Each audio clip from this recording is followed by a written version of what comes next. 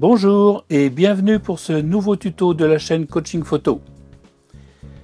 Début juillet, je me trouvais à Paris. Comme j'y vais assez régulièrement, je voyage plutôt léger. Et c'est avec mon fidèle compact Nikon P7100 et mon téléphone portable que je fais mes photos. À mon retour, je les rapatrie sur mon ordinateur, je trie, je numérote toutes celles qui ont peu ou prou de l'intérêt et je procède à quelques réglages, la plupart du temps dans Lightroom, Photoshop n'étant réservé que pour les retouches les plus lourdes. Le recadrage fait partie de ces réglages, car il peut arriver, malgré l'expérience et l'application, que des éléments étrangers se greffent sur la photo ou que les conditions de prise de vue empêchent de réussir un cadrage parfait sur place. Je laisse aux puristes le soin de débattre si le recadrage est légitime ou pas. Pour ma part, le débat est tranché depuis longtemps. Je tiens viscéralement à ma liberté de création, dont les seules limites que je me fixe, en dehors des limites légales bien entendu, sont celles que je m'impose. Autant j'évite d'avoir à recadrer en m'appliquant à la prise de vue, autant si c'est nécessaire, je n'ai aucun état d'âme à recourir à cette technique. Alors à quoi sert le recadrage ?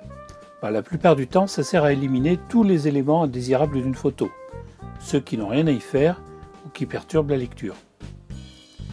Mon propos aujourd'hui est de vous faire partager en live la réflexion et toutes les étapes qui mènent au choix du cadrage définitif. Car vous le verrez, on ne recadre pas n'importe comment. Et le recadrage subit également la dure loi du photographe que je vous conseille d'apprendre par cœur. En photo, ce que l'on gagne d'un côté, on le perd de l'autre. Allez, voyons ça ensemble. Voilà donc la première photo. Elle est belle la petite sonnette, hein. Elle m'a attiré l'œil. Une belle sonnette toute rouge, déco, avec un vélo noir. J'ai trouvé qu'elle était très jolie et ça m'a vraiment donné envie de la photographier. Alors ça tombe bien, j'avais mon appareil dans les mains, donc j'ai pris plusieurs photos, j'ai essayé plusieurs cadrages, mais le problème c'est qu'il y avait beaucoup de passages, beaucoup de voitures sur la chaussée, des touristes, beaucoup de touristes sur le trottoir. Si bien que j'ai pas pu éviter de photographier en fait des éléments que je ne voulais pas photographier. Le recadrage va donc me permettre de les éliminer, ça tombe bien, c'est fait pour ça. Alors on va commencer par éliminer tout ce qui me plaît pas. Tout ce qui me plaît pas, c'est quoi? Ce sont les pieds ici, à droite, les deux poteaux, le cadre noir et la tache ici, enfin c'est une ombre. Alors on y va ici, voilà, et on va couper tout ça. Hop, toc toc toc, je coupe au ras du poteau, voilà. Et là je vais couper par le haut peut-être. Voilà, comme ça. Et on va voir ce que ça donne. C'est pas terrible, hein. D'abord il y a trop de route.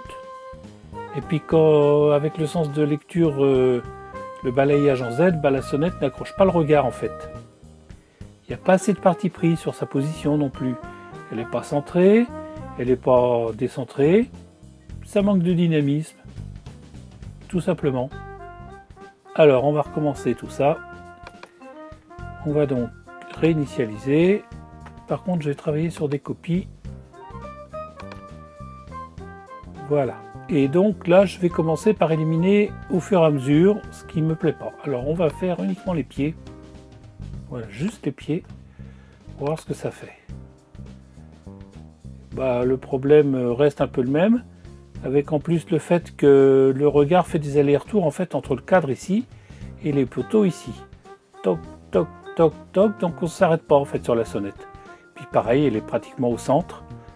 C'est trop mou tout ça. Bon, alors on va essayer de recadrer.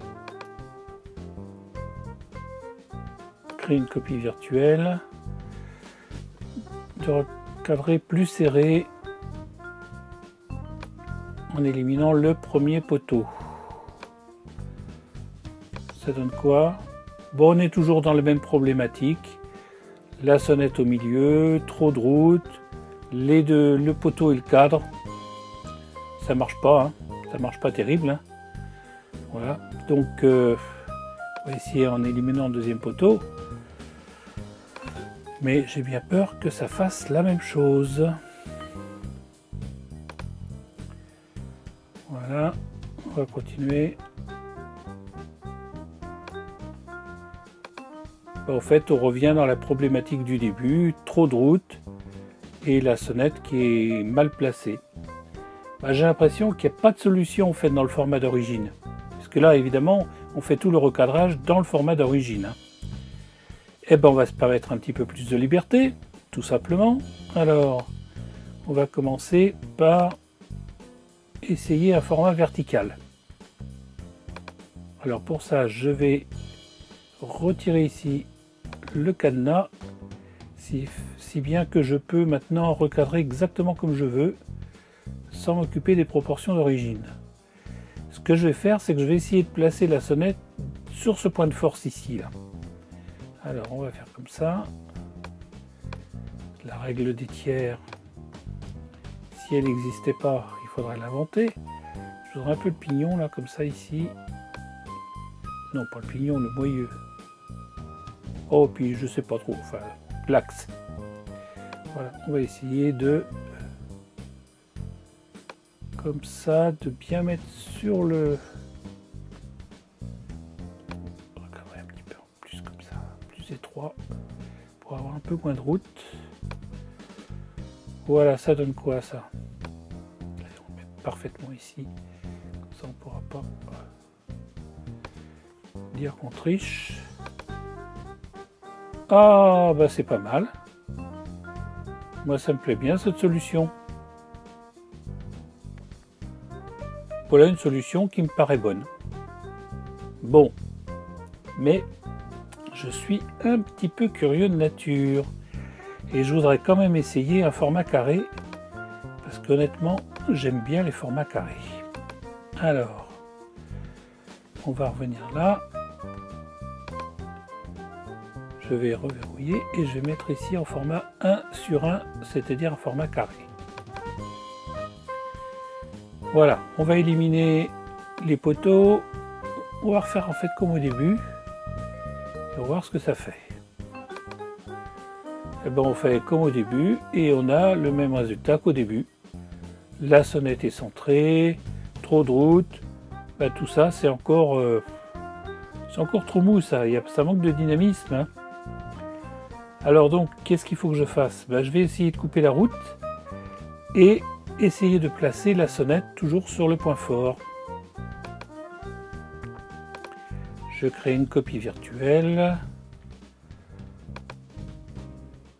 et je vais essayer de placer la sonnette ici. Voilà comme ça. Par contre, il faut que j'élimine encore ici. Voilà, comme ça, ça me semble pas mal. Allez, j'ai encore un petit peu de poteau à supprimer là. Voilà, comme ça. Voilà, ça donne quoi ça? Ben c'est bien, mais à mon avis, il y a trop de sonnettes et encore trop de routes. Il faudrait donner un petit peu plus de vélo et un petit peu moins de route.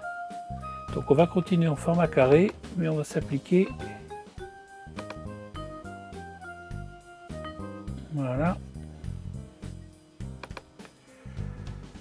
On va essayer d'éliminer de la route ici.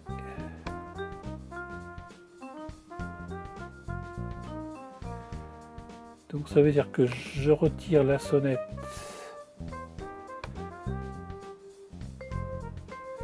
du point de force, mais je la garde quand même sur la ligne de force ici. Voilà. Et si je prends un petit peu plus, ça fait quoi? Peut-être un petit peu trop basse. Voilà, comme ça. Je vais continuer d'agrandir encore un peu ici. Oh, ça se fait au millimètre, ça, hein? Et ben voilà. Voilà, j'aime bien cette version. Ah bah oui, entre ce format vertical, où on a encore trop de route en fait, hein, et ce format carré ici, on a bien cette relation entre la sonnette et le vélo. Ben, moi j'aime bien cette version, tout simplement. Alors je vous propose maintenant de recadrer cette autre photo qui a été prise sur le parvis de Notre-Dame. Ce qui m'a plu dans cette scène, c'est tous ces pigeons, tous ces touristes qui se côtoient joyeusement en toute décontraction. Alors j'ai pris cette photo au ras du sol, en aveugle, si bien que j'ai pas pu fignoler mon cadrage. Et le résultat, il faut bien l'avouer, a été un petit peu aléatoire. Comme d'habitude dans ce genre de situation, j'ai multiplié les clichés pour arriver à en avoir quand même quelques-uns de corrects, dont celui-ci fait partie. Le problème en fait sur cette photo, c'est d'abord cet espace vide devant là, qui est beaucoup plus clair que le reste de l'image et en fait qui détourne l'attention de la scène. Alors qu'est-ce que je vais faire? Je vais le couper. Voilà, je crée une copie. Et on va faire ce qu'on appelle un faux panoramique. Je vais déverrouiller ici. Voilà. C'est-à-dire que là, je ne respecte pas du tout les formats. Je fais un format beaucoup plus allongé que le format habituel. On voit ce que ça donne. Ah bah c'est déjà beaucoup mieux. C'est déjà mieux, mais il y a encore des choses qui me gênent. Si on regarde bien ici, par exemple, cette partie-là, on est attiré d'abord parce que c'est clair et en plus il y a une espèce de perspective qui nous emmène le regard là-bas. Bon, je ne vous parle pas non plus de la paire de fesses ici, puis de la main. Aucun rapport hein, d'ailleurs, mais enfin bon, ça détourne un petit peu le regard aussi. Bah, qu'est-ce qu'on va faire? Bah, tant qu'on est dans les faux formats, on va couper en haut. Alors, créer une copie virtuelle. Et on va couper. Alors je coupe où? Je coupe au moins jusqu'à la main. Seulement là, j'ai encore des têtes là, au milieu. On va couper les têtes. Puisque le regard est toujours attiré vers le regard, vers les têtes, vers les expressions humaines. Voilà, là il ne me reste rien. Donc, ah bah voilà, c'est exactement ce qu'il me faut. C'est exactement comme ça que je voyais la scène. Vous voyez au début, vous voyez celle-ci, vous voyez celle-ci. Oh, bah c'est beaucoup mieux. Voilà, le cadrage est fait. C'est un faux panoramique. Et c'est très bien comme ça. C'est comme ça que je voyais la scène. Voilà. Et bien écoutez, ce tuto est terminé. Et j'espère qu'il vous aura plu. Si c'est le cas, ce serait vraiment sympa de cliquer sur le pouce en l'air, de vous abonner à cette chaîne pour être tenu au courant des prochains tutos et de le commenter. N'oubliez pas, cette chaîne est une chaîne de coaching photo, destinée à vous aider à améliorer vos photos et à préparer des tutos à votre demande. Je vous dis donc à bientôt dans un prochain tuto.